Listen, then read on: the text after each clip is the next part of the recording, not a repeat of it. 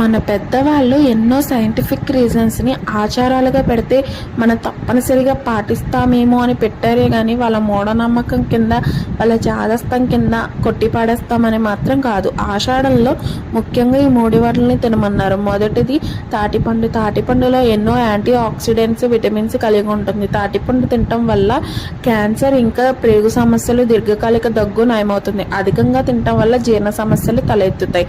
రెండవది నేరేడు పండు షుగర్ అనేది కంట్రోల్లో చేస్తుంది. సీజనల్ ఫ్రూట్స్ ఆరోగ్యానికి ఎంతో మంచిది. మూడవది మునగాకుతో చేసుకున్న తెలగపిండి కూర ఆషాఢంలో తినమన్నారు. ఆషాఢంలో కళ్ళ అనేది రావడం ఎక్కువగా గమనించారు కాబట్టి మునగాకు తినమన్నారు.